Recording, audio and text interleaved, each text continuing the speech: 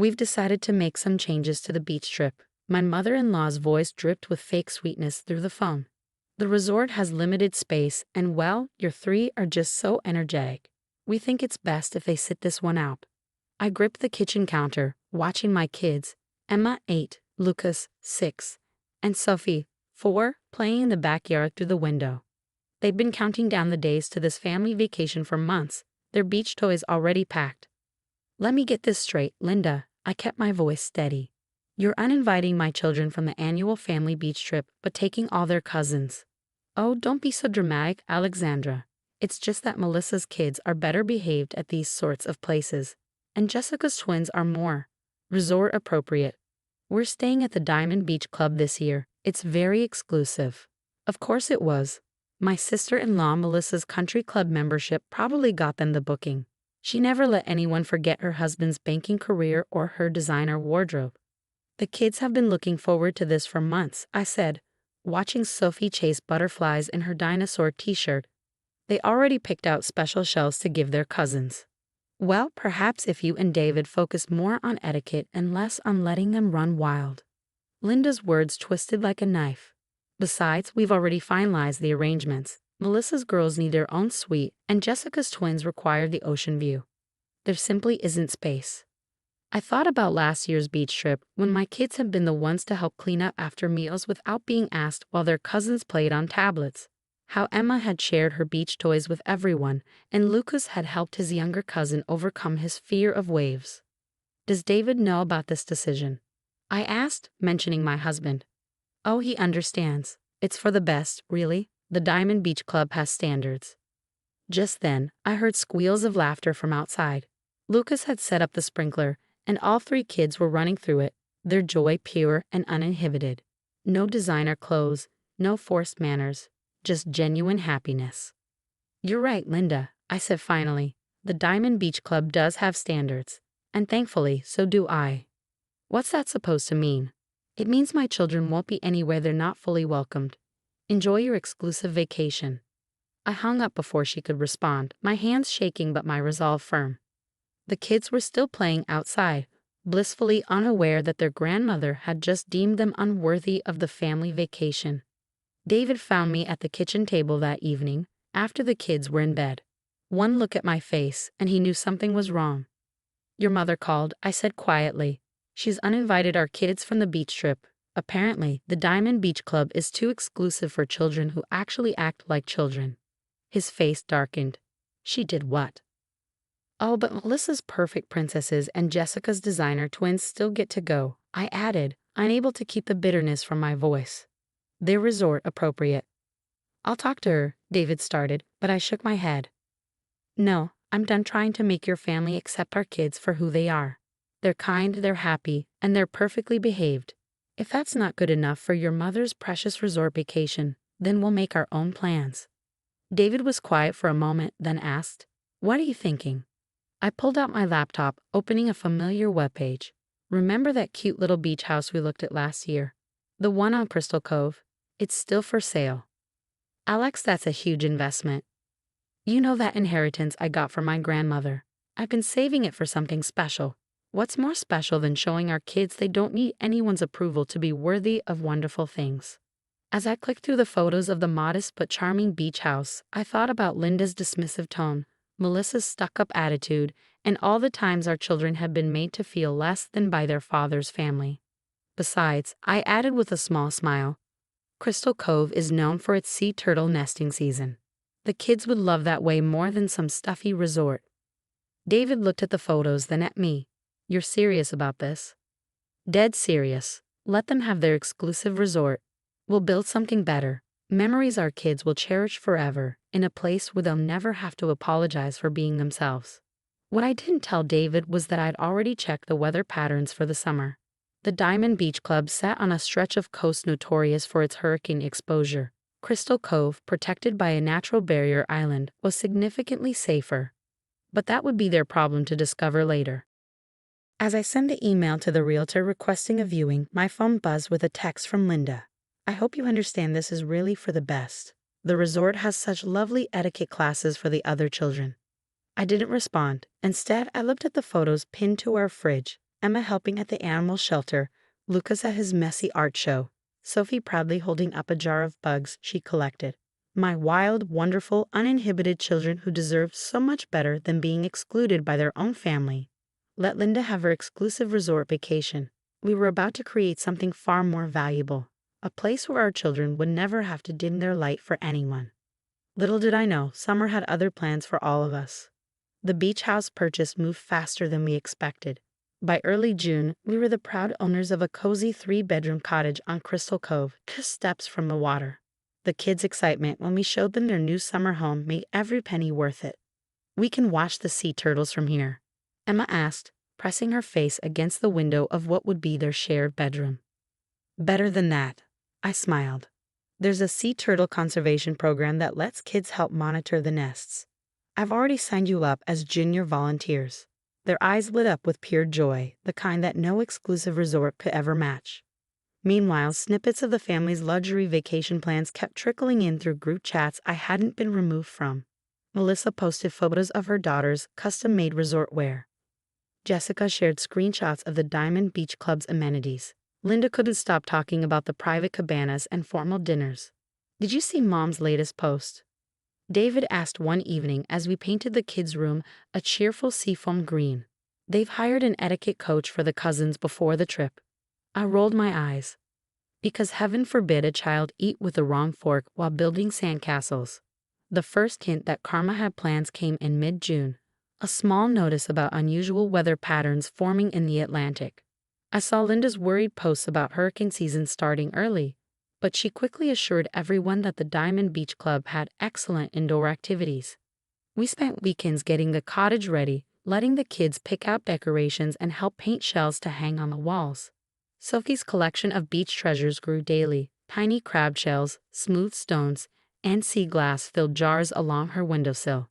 Then, 2 weeks before their scheduled resort vacation, the weather reports turned serious. My phone rang on a Tuesday morning. Linda's name flashed on the screen. "Alexandra," she said, her voice tense. "I suppose you've seen the weather reports?" "About the potential hurricane?" "Yes, we've been monitoring it for our area too." "Well, the Diamond Beach Club is being cautious. They're suggesting we might need to postpone." I could hear the panic beneath her forced calm. Non-refundable deposits had already been paid. Melissa's girls' custom wardrobes couldn't be returned. "That's unfortunate," I replied, watching through the window as Lucas helped Sophie build a sandcastle. Crystal Cove is actually protected from the worst storms by the barrier island. We're still good to go with our plans. The silence on the other end was delicious. About that, Linda's voice turned syrupy sweet. "We were thinking, since you have that cottage, perhaps we could all—" "Oh, Linda," I cut in, matching her false sweetness. "The cottage isn't really up to resort standards. No etiquette coaches or private cabanas. The children might have to actually play in the sand and get their feet wet. I wouldn't want to subject your more refined grandchildren to such conditions." Another long pause. "Alexandra, be reasonable. We're talking about family here." Exactly what I said when you uninvited my children from your vacation. The weather reports grew more ominous over the next few days. The Diamond Beach Club finally announced they were closing for the week of the planned vacation. No refunds. The family group chat exploded. "Melissa, this is a disaster. The girls' resort wardrobes will be wasted." Jessica, the twins were still looking forward to the supervised beach meditation sessions. Linda, "Alexandra, surely you can understand the position we're in. Your cottage is the only option now." I let them stew for a few hours before responding. "While we'd love to help, we've already promised the kids they could invite their friends from the Sea Turtle program. You know, the ones who don't mind getting sandy or playing tag on the beach. The cottage will be quite full, with happy, energetic children enjoying their summer vacation exactly as children should." David, reading over my shoulder, tried not to smile. "You're evil, you know that." "No," I corrected him. "I'm a mother protecting her children's joy. There's a difference." The next message came from Linda directly. "We've already lost the resort deposits.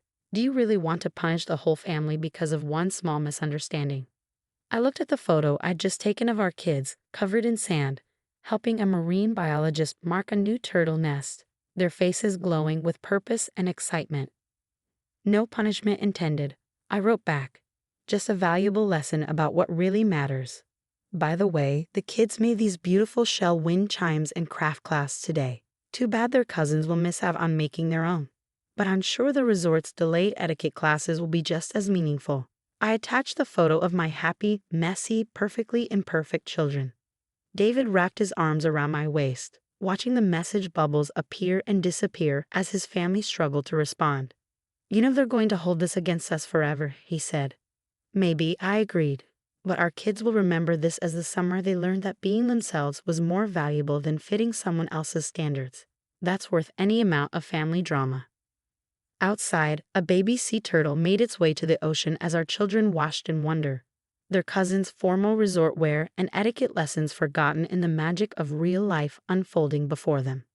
Sometimes the best revenge isn't about getting even, it's about getting better. And as another hurricane warning lit up my phone, I couldn't help but smile at the perfection of nature's timing.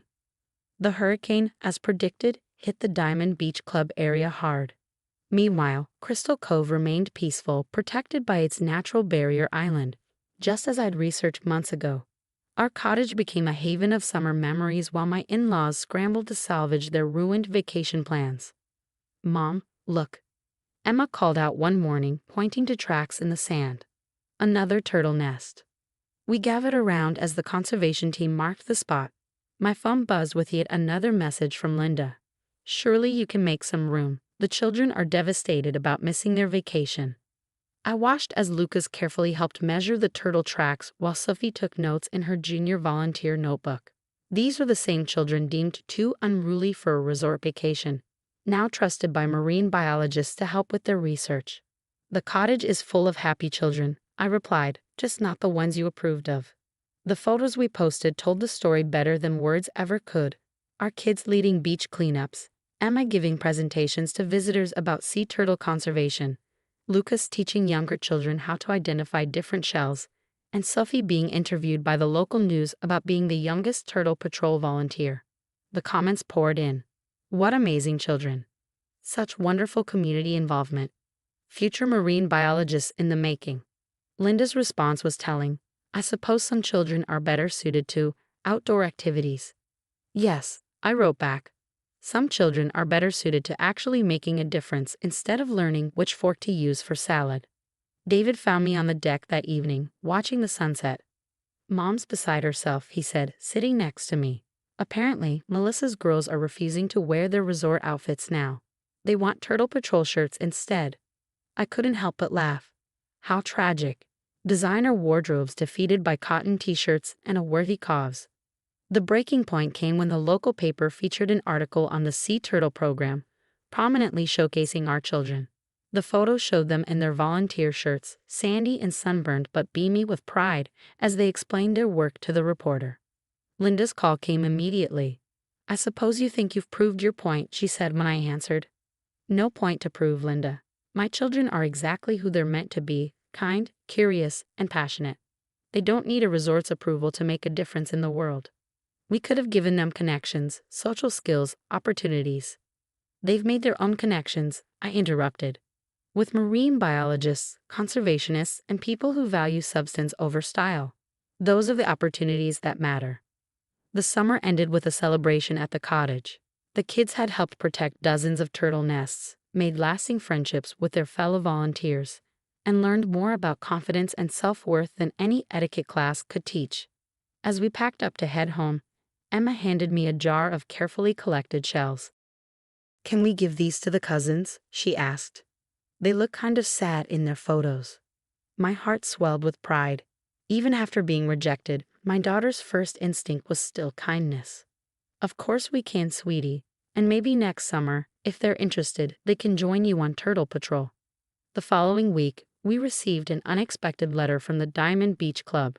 They were permanently closing due to hurricane damage. Linda's non-refundable deposits were lost. Meanwhile, Crystal Cove was featured in a national magazine for its successful sea turtle conservation program.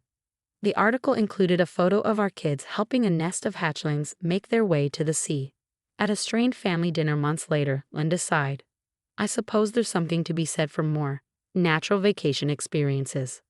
I looked at my children, who were eagerly showing their cousins their Turtle Patrol badges and photos of baby turtles. There's something to be said for accepting people, especially children, exactly as they are, I replied. Sometimes the most precious things in life don't require a dress code. The next summer, our cottage hosted not just our kids, but their cousins too. Designer clothes replaced by volunteer shirts, etiquette lessons forgotten in favor of early morning turtle patrols. Even Melissa had to admit that her daughter seemed happier making a difference than making appearances. As I watched all the cousins work together to mark a new turtle nest, Linda appeared beside me. I was wrong, she said quietly, about the children, about everything. Yes, you were, I agreed. But they're teaching us all something valuable, aren't they? That true worth isn't about being resort appropriate. It's about being real, being passionate, and being kind. Later that evening, as the kids roasted marshmallows and shared turtle stories around our beach bonfire, I realized we had built something far more valuable than any luxury resort could offer. A place where children could be children, where differences were celebrated, and where the only standards that mattered were those of kindness and authenticity. Sometimes, the best revenge isn't about making others regret their choices, it's about creating something so wonderful that they can't help but wish they'd chosen differently.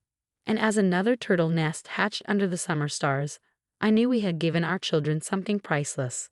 The confidence to know that being themselves was always enough.